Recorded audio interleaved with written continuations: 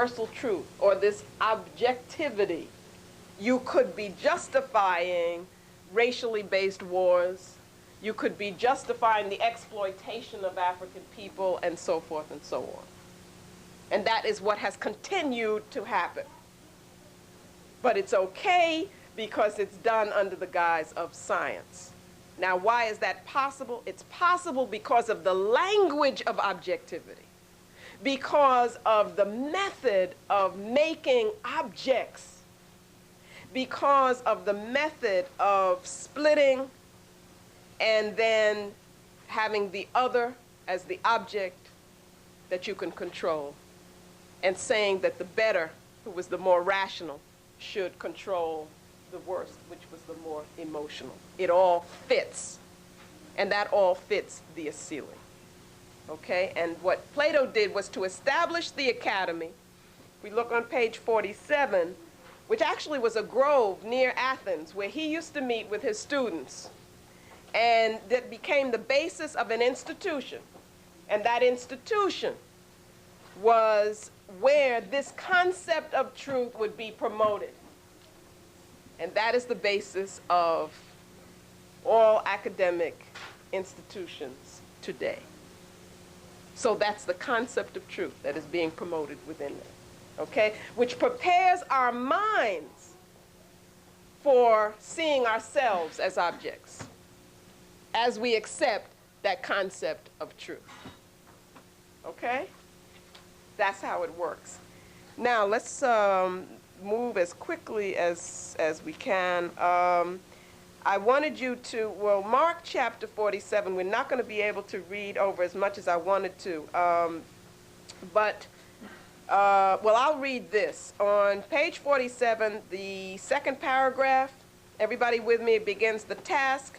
The task here is to lay the groundwork for a comprehensive analysis of European thought and behavior by examining related aspects of Platonic theory in terms of their ideological significance in subsequent European development. How did his theory fit what happened later? How did it help that? That's the argument. Then what I want you to read is the next paragraph for yourselves. Underline that. It's a very important paragraph.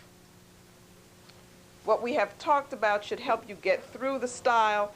By the way, that paragraph also relates to chapter 7. Further down in the next paragraph, you will see universality emerging as a value. That relates to chapter 10. Keep relating the chapters. Turn to page 48. The top of the page, about the second sentence, and moving about the fourth, mentions the word aesthetically and the desire and so forth. That relates to chapter 3. Okay? You're going to come to, good, very good. We're going to come to a person, Frankfurt. Actually, there are two of them.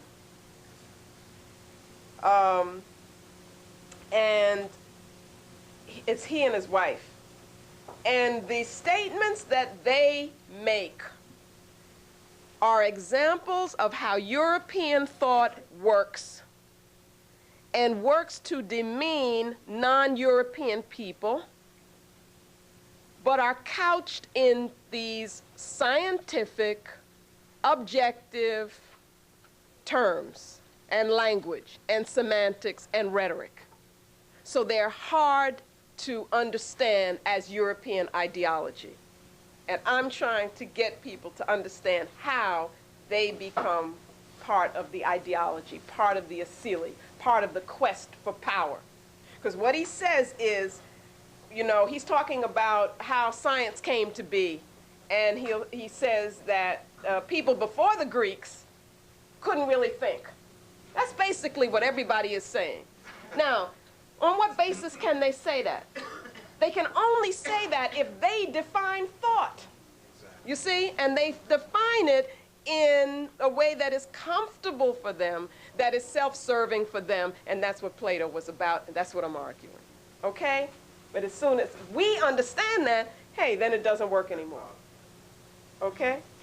And that's important. The number 2, the chart number 2 in the book is about how we surrender our power to them by accepting these concepts. And that to deny them that power, all we have to do is say, what you're saying doesn't work for us, and it doesn't fit reality. It's incorrect, and the purpose of it is to give you power. Once we understand that, then we rob them of that power. Okay? We're going to move quickly some more. Page 49.